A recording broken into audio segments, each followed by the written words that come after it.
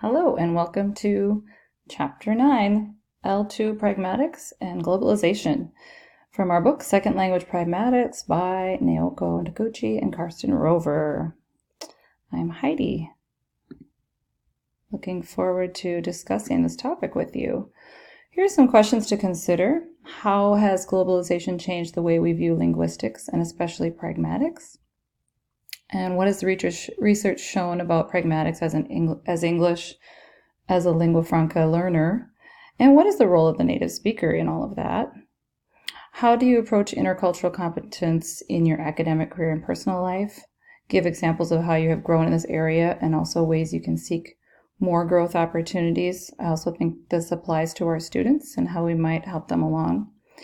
Heritage language learners have a unique voice in the pragmatic conversation.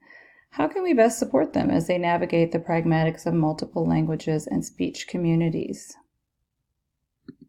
Let's start with the beginning. L2 Pragmatics and Globalization. Globalization has brought momentous changes to the linguistic and cultural makeup of the world. In this chapter, they outline what those globalization realities are by presenting background literature in 3 areas, and we'll be looking at those: English as a lingua franca, intercultural competence, and heritage language learning. They will conclude each section with implications of future pragmatics research, teaching, and assessment. So let's talk about pragmatics in English as a lingua franca. It is defined as any use of English among speakers of different first languages for whom English is the communicative medium of choice, and often the only option. English is now the most widely spoken language in the world, with the vast majority of English speakers being non-native speakers. So this presents the question of what is the appropriate use of English? So because of the widespread use of English, the native speaker is no longer considered the ideal of ELF. And ELF speakers, instead of adhering to pre-established native speaker norms, they operate according to their own standards, which are emergent and contingent upon their communicative needs. Over and over again, the book pointed out that they're using English to get the job done, and it doesn't necessarily go along with the ideal of native speakers. So there are 3 areas of literature on pragmatics of ELF.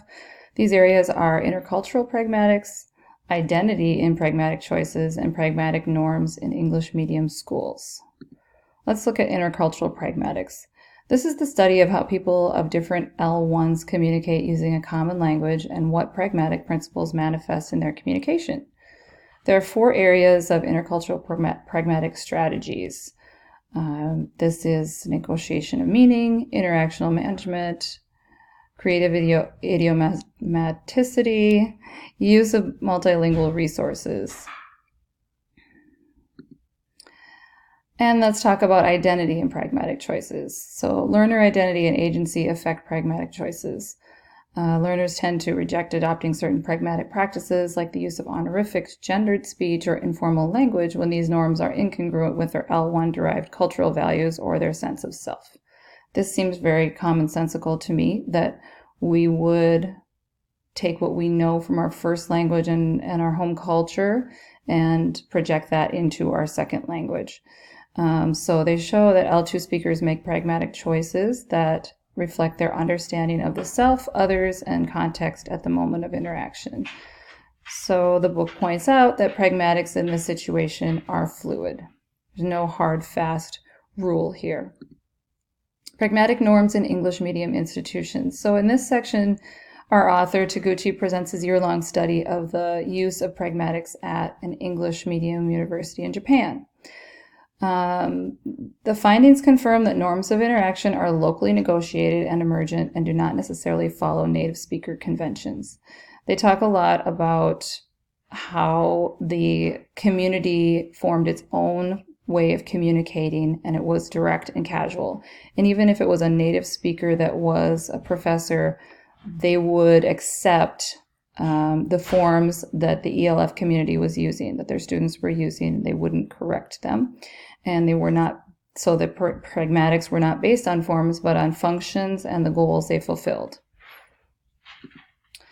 Future directions in lingua franca pragmatics. Analyzing pragmatics in lingua franca communication. So a few studies focus on the use of forms for social interpersonal functions in a situation.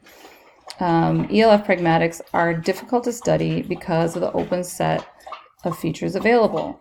So they talked about one possible approach is to focus on those pragmatic features that occur most frequently. For example, address terms, discourse markers, hedging, routines, and analyze how ELF speakers use them in interaction with other ELF users. So pragmatics here are between ELF users, and they will adjust according to what their needs are. And another approach was it may be a small-scale qualitative studies of pragmatic language use in ELF talk. So these pragmatics are quite different from native speaker pragmatics.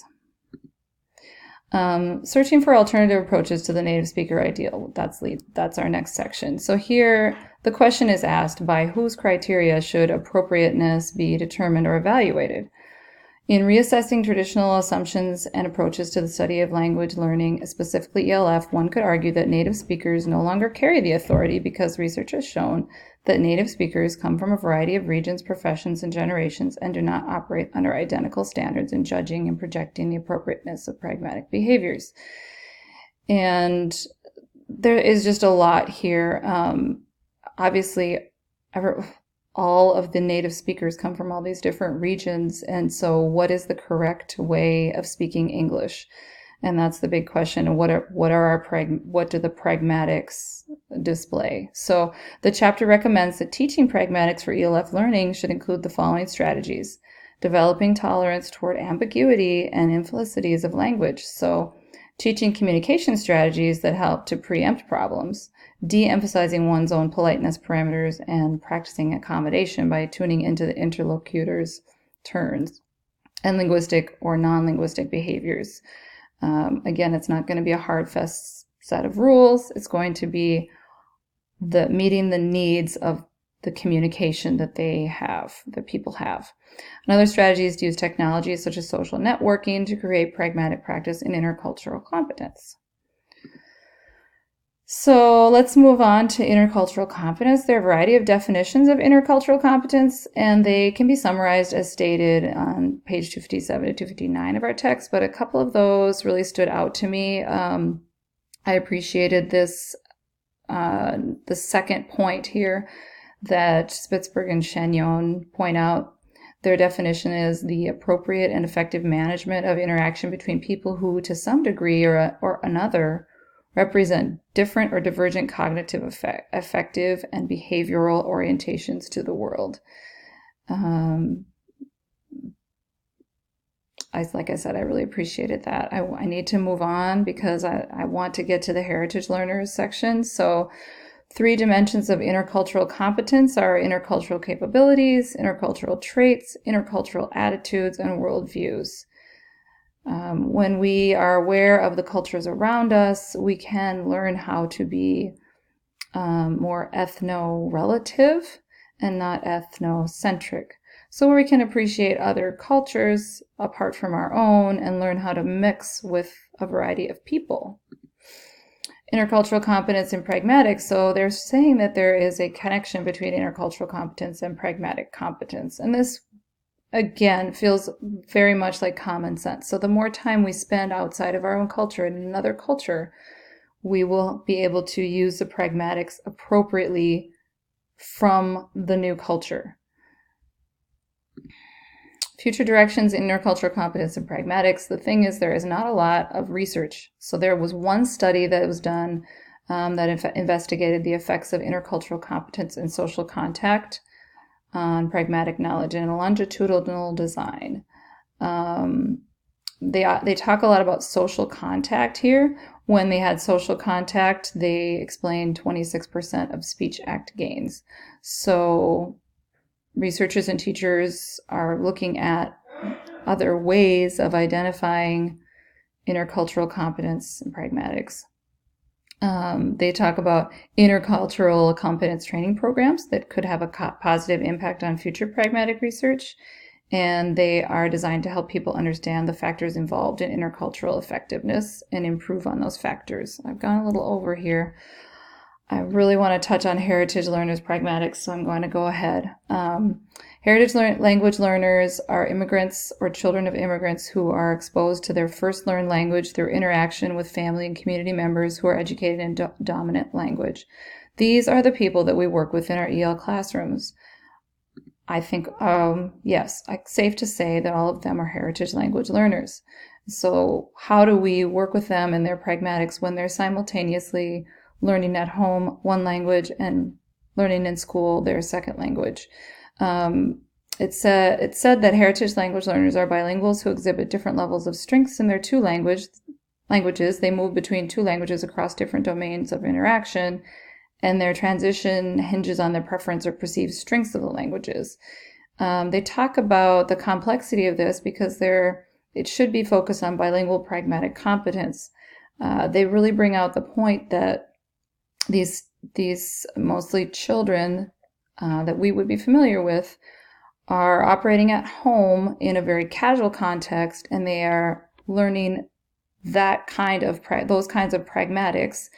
But in school, it's a different kind of pragmatics, and so they are having to decide which one is appropriate, and they tend to choose the dominant English-speaking community. So here it says, of the studies that have been done, heritage learners demonstrated linguistic competence with regard to speech acts, but they opted for less normative strategies emulating the speech characteristics of the dominant English-speaking community.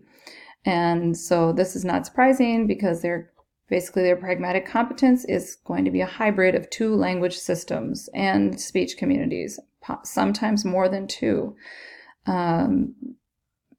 All right, we're going to move on because I'm really going over time here, guys.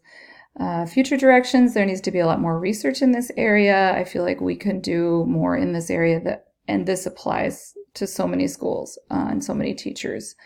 Pedagogical theory about pragmatic instruction in a heritage language cannot be developed until more research is undertaken to identify pragmatic features of heritage languages that are particularly underdeveloped. Okay, well, I'm going to end there. Thank you so much for your time. I hope that you've gained something from this, and also a little sorry for the background noise. My dogs are here and they were making a little noise, but have a great day. Talk to everyone soon.